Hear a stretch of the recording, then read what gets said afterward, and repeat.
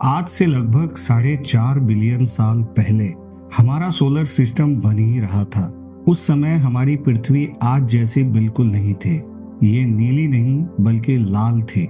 Science की भाषा में अर्थ के इस शुरुआती समय को हेडिन ईओन कहा जाता है। हेड्स यानी नरक। ये नाम बिल्कुल सही था क्योंकि उस वक्त अर्थ का सरफेस पूरी तरीके से उबलता हुआ मैग्मा यानी लावा था।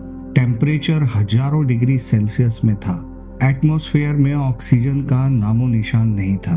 सिर्फ कार्बन डाइऑक्साइड, मीथेन, अमोनिया और सल्फर जैसी जहरीली गैसें थी। उस समय अंतरिक्ष से लगातार बड़े बड़े एस्टेरॉइड्स और कॉमेट्स अर्थ से टकरा रहे थे। इस घटना को विज्ञान की भाषा में लेट हैवी बॉम्बार्डमेंट कहा जाता है और इन सभी हालात में इस पृथ्वी पे जीवन का पनप पाना बिल्कुल इम्पॉसिबल था, या किसी भी ऑर्गेनिक केमिस्ट्री का शुरू होना यहाँ 100% इम्पॉसिबल था। पानी लिक्विड फॉर्म में रुक ही नहीं सकती थी, वो भाप बन के उड़ जाता था। तो फिर सवाल उठता है कि अर्थ का पहला जीव बना कैसे? अगर अर्थ उबल रही थी तो लाइफ का सीड कहाँ बोया गया? इस सवाल का जवाब ढूंढने के लिए साइंटिस्ट ने पृथ्वी से बाहर देखना शुरू किया और उनकी नजर गई हमारे पड़ोसी ग्रह मार्स पे। आज मार्स एक सूखा, लाल और ठंडा रेगिस्तान है, लेकिन 4 बिलियन साल पहले कहानी बिल्कुल अलग थी। अर्थ के मुकाबले मार्स का साइज छोटा है और साइज छोटा होने की वजह से मार्स अंतरिक्ष में अर्थ से बहुत पहले ठंडा हो गया था। नासा के रोवर्स ने मार्स की मिट्टी और वहां के पत्थरों की जांच की। उससे 100% साबित हो चुका है कि आज से करीब 4 अरब साल पहले मार्स पर नदियां बहती थी, बड़े बड़े समुद्र थे और एक मोटा एटमॉस्फेयर था। और सबसे जरूरी बात, मार्स के पास अपना खुद का मैग्नेटिक फील्ड था जो सूर्य के खतरनाक रेडिएशन से वहां के एनवायरनमेंट को बचाता था। यानी जिस समय हमारी पृथ्वी उबल रही थी, ठीक उसी समय मार्स का टेम्परेचर और एनवायरनमेंट बिल्कुल परफेक्ट था। पानी, मिनरल्स और एनर्जी, ये तीनों चीजें मार्स पे मौजूद थी जो लाइफ के शुरू होने के लिए बिल्कुल जरूरी है। 1953 में एक एक्सपेरिमेंट हुआ जिसे मिलर-उरे एक्सपेरिमेंट कहा जाता है। इस एक्सपेरिमेंट में साइंटिस्ट स्टैनली मिलर और हैरोल्ड उरे ने शुरुआती पृथ्वी जैसा एटमॉस्फेयर लेबोरेटरी में स्टिमुलेट किया। उन्होंने मीथेन, अमोनिया, हाइड्रोजन और वाटर वेपर्स का मिक्सचर लिया और उसमें इलेक्ट्रिकल स्पार्क्स पास किए जो प्रिमिटिव लाइटनिंग को रिप्रेजेंट करते थे। कुछ दिनों बाद जो रिजल्ट मिला उसने साइंटिफिक वर्ल्ड को चौंका दिया। उस मिक्सचर में कई अमीनो एसिड बन चुके थे और यही अमीनो एसिड्स आज भी लिविंग ऑर्गेनिजम्स के प्रोटीन के बेसिक बिल्डिंग ब्लॉक्स हैं। इस एक्सपेरिमेंट ने पहली बार दिखाया कि सिंपल इनऑर्गेनिक मॉलिक्यूल से complex organic molecules natural condition में बन सकते हैं। हालांकि अमीनो एसिड्स बन जाना और एक्चुअल लिविंग सेल्स बन जाना, इन दोनों के बीच बहुत बड़ा गैप है, क्योंकि लाइफ की मिनिमम रिक्वायरमेंट है सेल्फ रेप्लिकेशन, मेटाबॉलिज्म और इंफॉर्मेशन स्टोरेज। और यहीं पे आता है एक important concept, RNA word hypothesis. RNA word hypothesis के अनुसार डीएनए और प्रोटीन से पहले एक ऐसा स्टेज था जब आरएनए मॉलिक्यूल ही जेनेटिक इंफॉर्मेशन स्टोर करने और केमिकल रिएक्शन कैटेलाइज करने दोनों काम कर सकता था। आधुनिक एक्सपेरिमेंट्स में राइबोजाइम नाम के आरएनए मॉलिक्यूल पाए गए हैं जो कैटेलिटिक एक्टिविटी दिखाते हैं। इससे ये पॉसिबिलिटी बहुत मजबूत होती है कि अर्ली लाइफ आरएनए बेस्ड रही होगी। लेकिन अभी भी एक मेजर चैलेंज बाकी रहता है, पहली सेल्फ रेप्लिकेटिंग सिस्टम कैसे बनी? और यही कारण है कि साइंटिस्ट पैनस्पर्मिया हाइपोथेसिस को सीरियसली कंसीडर करते हैं। साइंस में एक बहुत ही मजबूत थ्योरी है जिसे लिथोपैनस्पर्मिया कहा जाता है। लिथो का मतलब है पत्थर और पैनस्पर्मिया का मतलब है बीज का फैलना। इस थ्योरी के लॉजिक के अनुसार केमिकल्स का आपस में मिलकर पहला आरएनए और पहला सेल बनना अर्थ पर नहीं बल्कि मार्स के पानी में हुआ था। मार्स पे माइक्रोबियल लाइफ पनप चुकी थी, लेकिन फिर एक बहुत बड़ी कॉस्मिक घटना हुई। मार्स पे एक विशाल एस्टेरॉइड टकराया। इस इम्पैक्ट की एनर्जी इतनी ज़्यादा थी कि मार्स की जमीन के बड़े बड़े टुकड़े टूटकर स्पेस में उछल गए। मार्स की ग्रेविटी अर्थ से काफ़ी कम है, इसलिए इन पत्थरों के लिए स्पेस में एस्केप करना बहुत आसान था। इन पत्थरों के अंदर गहरे हिस्सों में मार्स के वो छोटे माइक्रोब छिपे हुए थे। अब आप सोचेंगे कि स्पेस के माइनस टेम्परेचर में बिना ऑक्सीजन और खतरनाक रेडिएशन में कोई जिंदा कैसे बच सकता है। साइंस ये साबित कर चुका है कि कुछ खास तरह के बैक्टीरिया, जिन्हें एक्सट्रीमोफिल्स कहा जाता है, वो किसी भी एक्सट्रीम कंडीशन में जिंदा रह सकते हैं। जब कंडीशन खराब होती है तो ये बैक्टीरिया अपने आसपास एक प्रोटेक्टिव लेयर बना लेते हैं और हाइबरनेशन में चले जाते हैं। अर्थ पे पाए जाने वाले टार्डिग्रेड्स इसके सबसे बड़े एग्जाम्पल हैं, जिन्हें स्पेस के वैक्यूम में जिंदा रखा जा सकता है। लाखों सालों तक वो मार्स के पत्थर, जिनके अंदर लाइफ के बीज सो रहे थे, सोलर सिस्टम में तैरते रहे। अर्थ का समय आगे बढ़ता रहा। लाखों साल गुजरने के बाद पृथ्वी धीरे धीरे ठंडी हुई। कॉमेट्स के टकराने से अर्थ पे जो बर्फ आई थी वो पिघलकर एक ग्लोबल ओशियन में बदल गई, और तभी मार्स से आया एक पत्थर अर्थ की ग्रेविटी में खिंचता चला गया और अर्थ के समुद्र में आकर क्रैश हो गया।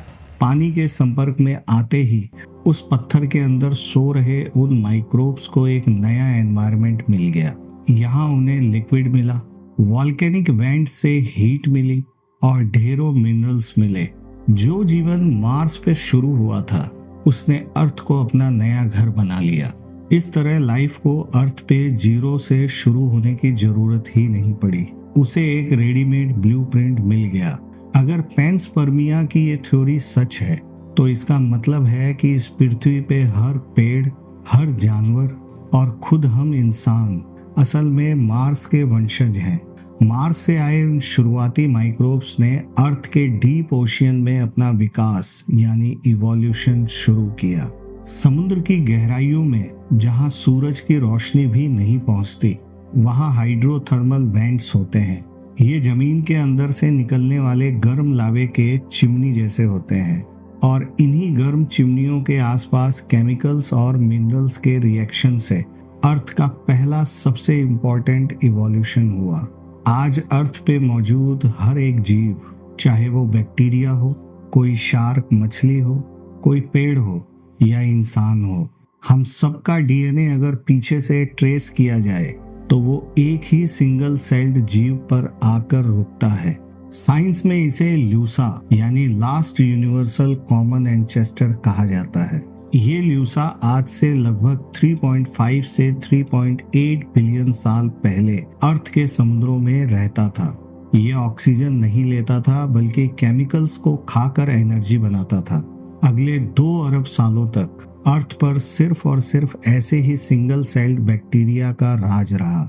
अभी तक अर्थ पर कोई जानवर या पेड़ पौधे नहीं बने थे, लेकिन फिर डीएनए में एक छोटा सा म्यूटेशन हुआ, एक ऐसा बदलाव जिसने पूरी अर्थ की केमिस्ट्री को बदल के रख दिया, और वो था साइनोबैक्टीरिया का जन्म।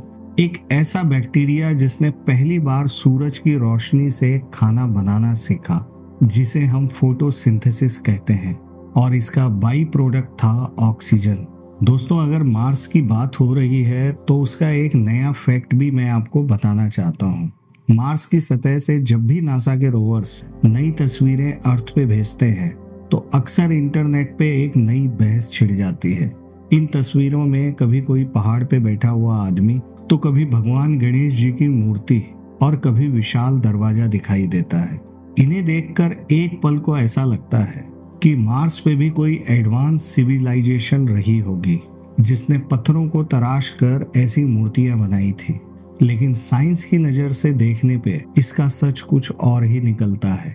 ये मार्स का नहीं, बल्कि हमारे ही दिमाग का एक बहुत बड़ा भ्रम है।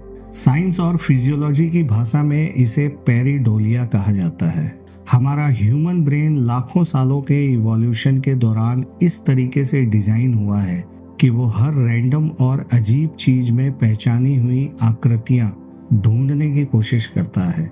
सोचिए, अगर आप बादल को देखते हैं तो कभी उसमें आपको कोई चेहरा बना हुआ नजर आता है, कोई जानवर या कोई आकृति। बादल असल में पानी का भाप है, उसका कोई आकार नहीं होता, लेकिन आपका दिमाग उस धुंधले आकार को किसी जानी पहचानी चीज से जोड़ देता है ताकि वो उसे समझ सके। और यही पेरिडोलिया इफेक्ट मार्स की तस्वीरों के साथ होता है। अब इन मूर्तियों के जियोलॉजी फैक्टर्स को समझते हैं। मार्स पे पानी सूखने के बाद पिछले 3 अरब सालों से वहां रेत के तूफान आ रहे हैं। ये तूफानी हवाएं जब लाखों सालों तक एक ही पत्थर से टकराती हैं तो रेत के कण उस पत्थर को एक रेगमाल यानी सैंड पेपर की तरह घिसते हैं और उन्हें अजीब अजीब आकारों में काट देते हैं। साइंस में इसे विंड इरोजन कहा जाता है। जब नासा का रोवर किसी खास एंगल से इन कटे फटे पत्थरों की तस्वीर लेता है और उस पे सूरज की रोशनी और परछाई का एक परफेक्ट कॉम्बिनेशन पड़ता है तो वो आम सा पत्थर हमें बैठे हुए आदमी या मूर्ति जैसा लगने लगता है। जब उसी पत्थर की तस्वीर किसी दूसरे एंगल से या हाई रिजोल्यूशन कैमरे से ली जाती है तो ये भ्रम पूरी तरीके से टूट जाता है और वो सिर्फ एक बेजान चट्टान निकलता है। इसका सबसे बड़ा सबूत 1976 में मिला। नासा के वाइकिंग 1 स्पेसक्राफ्ट ने मार्स के साइडोनिया इलाके की एक तस्वीर खींची थी जिसमें जमीन पर एक विशाल इंसानी चेहरा दिखाई दे रहा था। उस वक्त पूरी दुनिया में हंगामा मच गया था कि ये एलियंस का बनाया हुआ ही स्मारक है। लेकिन सालों बाद जब हमारे सैटेलाइट्स के कैमरे ज्यादा एडवांस हो गए और उसी जगह की हाई क्वालिटी तस्वीरें ली गई तो चेहरा गायब मिला। वो सिर्फ एक रेतीला पहाड़ था जिस पे पड़ने वाली परछाइयों ने कैमरे और इंसानी दिमाग को धोखा दिया था। तो असल बात यह है कि मार्स पे कोई भी बनाई हुई मूर्तियां या एलियंस नहीं है। वहाँ जो कुछ भी है वो प्राकृतिक है, लेकिन इसका मतलब ये बिल्कुल नहीं है कि मार्स बोरिंग है। मार्स के इन पत्थरों के अंदर उन माइक्रोब्स के फॉसिल्स छुपे हो सकते हैं जो शायद 4 अरब साल पहले वहाँ जिंदा थे। साइंस के लिए एक पत्थर में छुपी असली माइक्रोस्कोपिक लाइफ किसी भी काल्पनिक मूर्ति से करोड़ों गुना ज्यादा कीमती और रहस्यमयी है। तो दोस्तों, आज की वीडियो में हमने बताया कि इस अर्थ पे पहला जीव कहाँ से आया। दोस्तों, अगर आपके कुछ सवाल हैं, कुछ कमेंट्स हैं तो जरूर बताइएगा। और दोस्तों, मेरे इस वीडियो को ज़्यादा से ज़्यादा शेयर और लाइक कीजिएगा। और दोस्तों, अगर चैनल को सब्सक्राइब नहीं किया है तो प्लीज़ सब्सक्राइब कर लीजिए, जिससे मेरी आने वाली जितनी भी वीडियोस हैं उसका नोटिफिकेशन आपको मिलता रहे। मिलते हैं एक नई कहानी के साथ। तब तक देखते रहिए तमस फाइल्स, जहां लॉजिक खत्म हो जाता है। नमस्कार।